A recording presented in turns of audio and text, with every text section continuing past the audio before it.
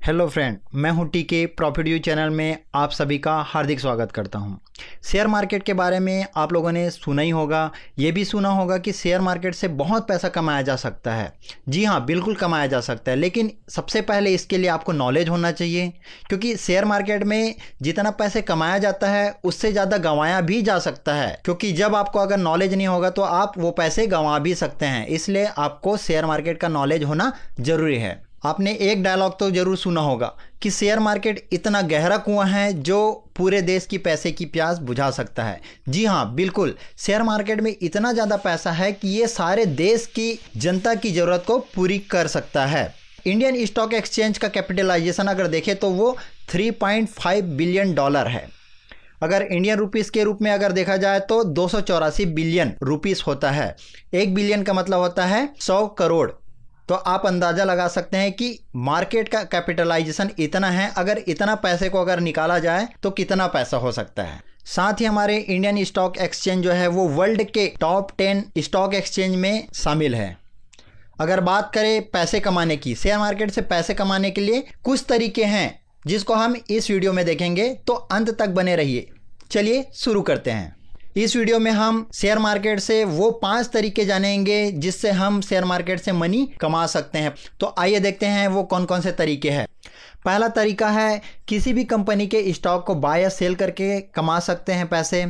दूसरा तरीका है, कंपनी के द्वारा डिविडेंड दिया जाता है, उससे भी पैसे कमा सकते हैं। तीसरा है, मार्केट में शॉर्ट सेलिंग करके पैसे कमा सकते हैं।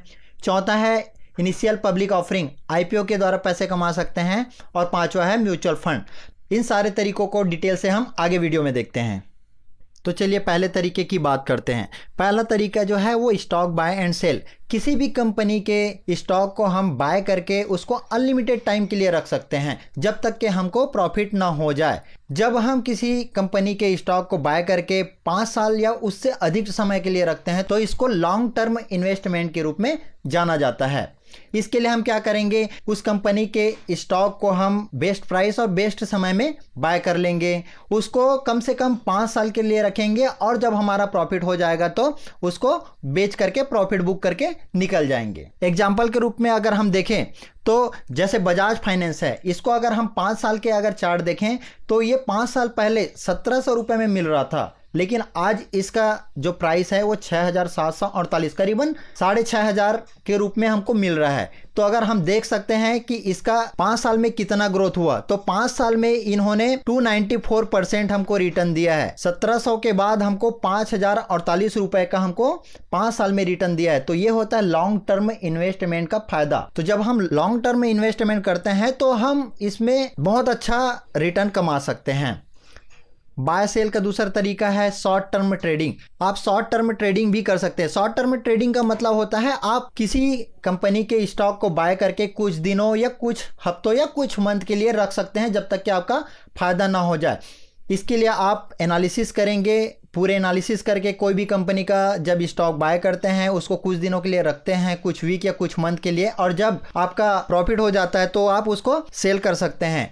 एग्जाम्पल के रूप में अगर हम देखें तो अपोलो टायर कंपनी का हम एक चार्ट देखते हैं। इसमें 6 महीना पहले 175 रुपये के आसपास ट्रेड कर रहा था, लेकिन अगर करेंट प्राइस देखें तो 320 रुपये इसका करेंट प्राइस हो गया है। इसका मतलब अगर हम देखा जाए तो 45% का अगर रिटर्न दे दिया है, तो इसने बहुत अच्छा रिटर्न दे दिया है। तो इस प्रकार से आप शॉर्ट टर्म ट्रेडिंग भी कर सकते हैं, लेकिन इसके लिए आपको प्रॉपर रिसर्च करना पड़ेगा, टेक्निकल एनालिसिस करना पड़ेगा, फंडामेंटल एनालिसिस करना पड़ेगा।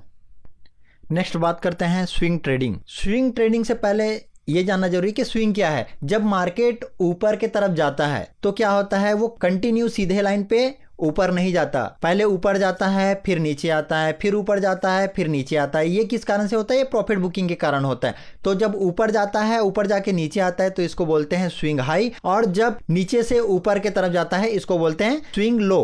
तो इसी पे आपको ट्रेड करना रहता है। तो इसके लिए आपको प्रॉपर टेक्निकल एनालिसिस रहना जरूरी है। जब आप टेक्निकल एनालिसिस कर लेते हैं तो आप उस कंपनी के शेयर बाय कर लें और उसको कुछ दिनों के लिए रखें, 1-2 दिन, 5 दिन, 1 वीक या 1 मंथ, कुछ भी हो सकता है, जब तक कि आपका प्रॉफिट बुक ना हो जाए या आपको प्रॉफिट ना मिल जाए। और जब आपका प्रॉफिट मिल जाएगा तो आप उसमें प्रॉफिट बुक कर सकते हैं। एग्जाम्पल के रूप में स्विंग क्या होता है देखते हैं। स्विंग इस प्रकार से रहता है, जब मार्केट ऊपर की तरफ जाता है और ऊपर से जब नीचे आता है तो ये होता है स्विंग हाई, फिर बनाता है स्विंग लो। ऐसे करते करते मार्केट जो है वो नीचे से ऊपर की तरफ जाता है, ऊपर से नीचे आना रहता है, तो भी ये इसी प्रकार से स्विंग बनाते बनाते नीचे आता है। तो इसमें आप स्विंग ट्रेडिंग कर सकते हैं। नेक्स्ट देखते हैं इंट्राडे ट्रेडिंग।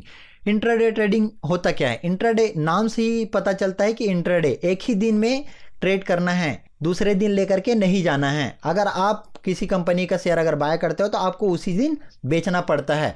मार्केट का जो टाइमिंग होता है 9:15 से खुलता है और 3:30 पे बंद हो जाता है। आपको इन्हीं टाइम फ्रेम के बीच में आपको बाय और सेल करना रहता है। जब आप मार्केट से स्टॉक बाय कर लेते हैं तो चाहे 1 घंटा हो चाहे 5 मिनट हो, कितना भी टाइम तक आप उस दिन में रख सकते हैं जब तक कि आपका प्रॉफिट ना हो जाए। और 3:15 से पहले आपको स्क्वायर आप मतलब आपका पोजीशन को हटा देना पड़ेगा, चाहे आपको लॉस हो चाहे आपको प्रॉफिट हो। अगर आप उस पोजीशन को अगर 3:15 से पहले अगर नहीं काटते हैं तो आपका ब्रोकर आपके पोजीशन को ऑटोमेटिक स्क्वायर अप कर देता है। स्क्वायर अप करना मतलब आप जो बाय किए हो उसको ऑटोमेटिक सेल कर देगा, चाहे वो प्रॉफिट हो चाहे लॉस हो। आप उस पोजीशन को नेक्स्ट डे लेकर के नहीं जा पाएंगे, क्योंकि इसका नाम ही है इंट्राडे। जब आप बाय सेल करते हो तो आपको ब्रोकर ऑप्शन देता है कि आपको इंट्राडे करना है या डिलीवरी के लिए दूसरा दिन के लिए लेकर के जाना है। तो आपको जब इंट्राडे करना रहेगा तो आप इंट्राडे में सिलेक्ट करके बाय कर सकते हो। मैं पर्सनली किसी को इंट्राडे ट्रेडिंग का सजेशन कभी नहीं दूंगा, क्योंकि इंट्राडे ट्रेडिंग जो है वो बहुत ही खतरनाक होता है। या तो आपको बहुत ज़्यादा प्रॉफिट करके दे देगा या तो फिर आपके पैसे को बहुत ज़्यादा लॉस करा सकता है। इसलिए आप अगर नए हो तो इंट्राडे ट्रेडिंग बिल्कुल ना करें। इंट्राडे ट्रेडिंग के लिए आपको प्रॉपर एनालिसिस चाहिए, आपको टेक्निकल एनालिसिस करने आना चाहिए, इंडिकेटर्स लगाने आना चाहिए। बहुत सारे ऐसी चीज़ें होते हैं जिसको हमको इंट्राडे ट्रेडिंग के लिए जानना पड़ता है। आप आंख बंद करके इंट्राडे ट्रेडिंग में नहीं लगा सकते। अगर आप आंख बंद करके इंट्राडे ट्रेडिंग में लगाते हैं तो आपको लॉस हो सकता है, क्योंकि आपको जो स्टॉक बाय किए हो उसको उसी दिन सेल करना पड़ता है, चाहे आपका प्रॉफिट हो चाहे आपका लॉस हो। अब देखते हैं नेक्स्ट तरीका। नेक्स्ट तरीका क्या है जिससे हम शेयर मार्केट से पैसे कमा सकते हैं? वो है डिविडेंड बाय कंपनी। कंपनी के द्वारा दिए गए डिविडेंड से हम कैसे पैसे कमा सकते हैं। इससे पहले जानते हैं डिविडेंड होता क्या है। डिविडेंड को हिंदी में लाभांश बोला जाता है। लाभांश का मतलब होता है लाभ का अंश।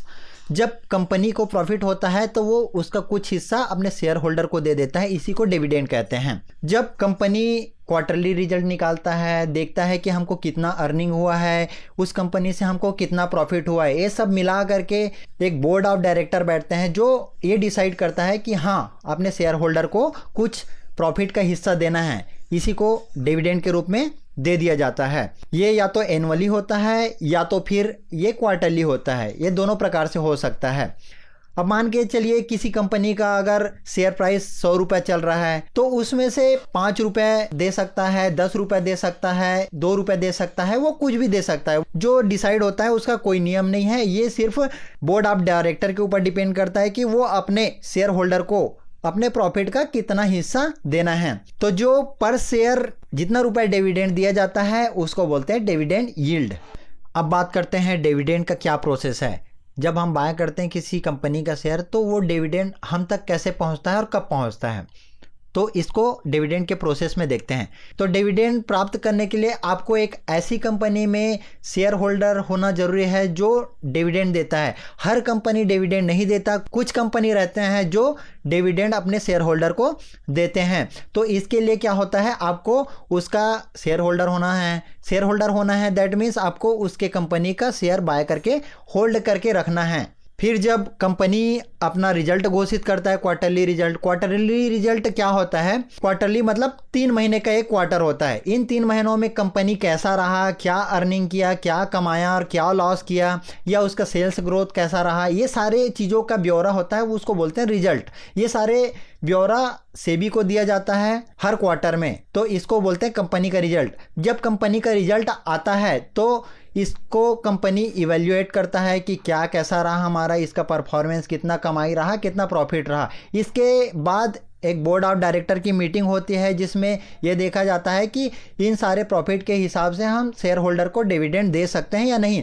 जब ये डिसाइड हो जाता है कि हाँ हम अपने शेयर होल्डर को कुछ डिविडेंड देंगे। उसके बाद ये डिसाइड किया जाता है या ये अनाउंस किया जाता है कि आपको डिविडेंड का डेट क्या है। कुछ डेट्स होते हैं जिसके बारे में हम डिस्कस करेंगे, जिसमें से आपको डिविडेंड किस तारीख को मिलेगा या डिविडेंड का पेमेंट आपको कब किया जाएगा, इसका अनाउंसमेंट होता है। उसके बाद जब ये डिविडेंड का डेट आ जाता है तो उस तारीख को आपका डिविडेंड आपके अकाउंट में पहुंच जाता है। इस प्रकार आप कंपनी से डिविडेंड प्राप्त करके शेयर मार्केट में पैसे कमा सकते हैं। जैसे हम लॉन्ग टर्म में इन्वेस्टमेंट करते हैं, इन्वेस्टमेंट करके अगर रखते हैं 5 साल या 5 साल से अधिक, तो उसके बीच में कई क्वार्टर और कई ईयर्स आते हैं जिसमें कंपनी डिविडेंड देते हैं। तो इसमें क्या होता है, उसके साथ साथ प्राइस भी बढ़ते जाता है लॉन्ग टर्म के लिए।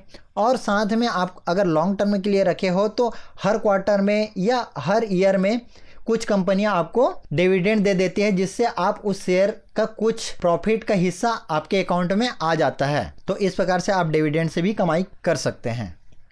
अगर डेट की बात करें तो कुछ डेट्स होते हैं जो डिविडेंड से रिलेटेड होते हैं।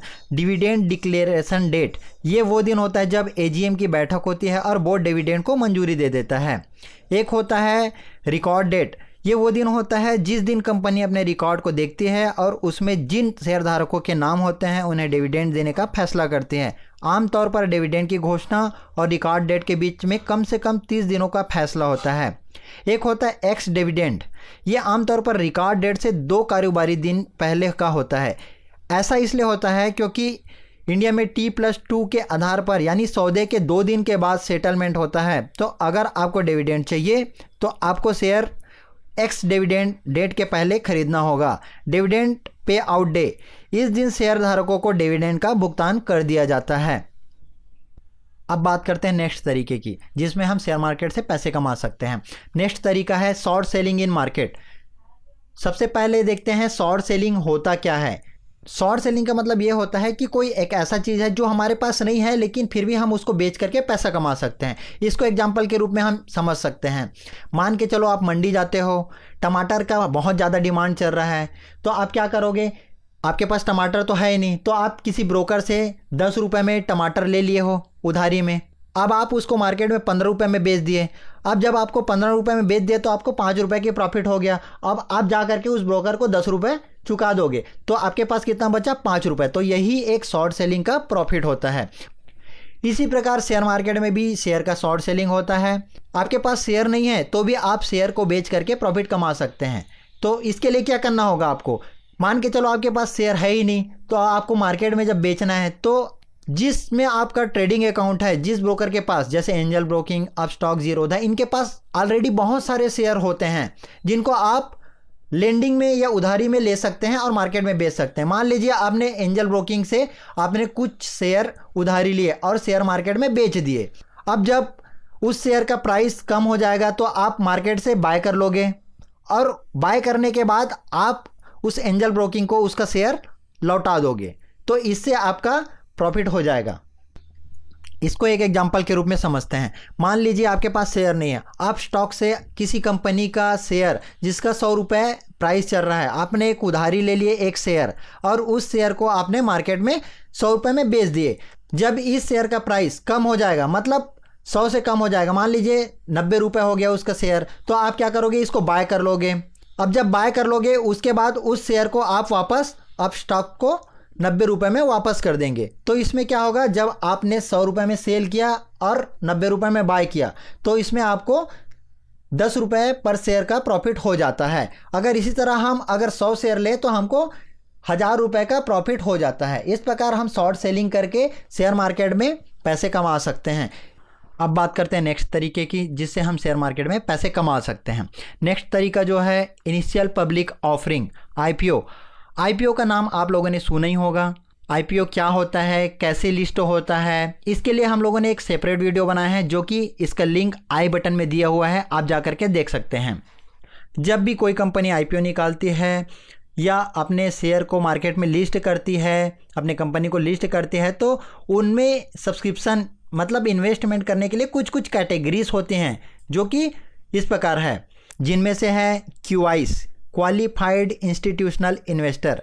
ये वे इन्वेस्टर्स होते हैं जो ऑलरेडी बड़ा बड़ा इंस्टीट्यूट होता है, जो फॉरेन इन्वेस्टर होता है, जैसे बैंकिंग सेक्टर का कोई कंपनी है जो इसमें इन्वेस्ट कर रहा है, या कोई फॉरेन इन्वेस्टमेंट कंपनी होता है जो कि इसके अंतर्गत आता है। इसके बाद आता है HNI कैटेगरी। HNI मतलब होता है हाई नेट वर्थ इन्वेस्टर। ये भी QIS की तरह होता है, लेकिन ये नॉन इंस्टीट्यूशनल इन्वेस्टर्स होते हैं। ये वे इन्वेस्टर होते हैं जो 2 लाख या उससे अधिक का इन्वेस्टमेंट IPO में करते हैं। नेक्स्ट कैटेगरी है रिटेल इंडिविजुअल इन्वेस्टर।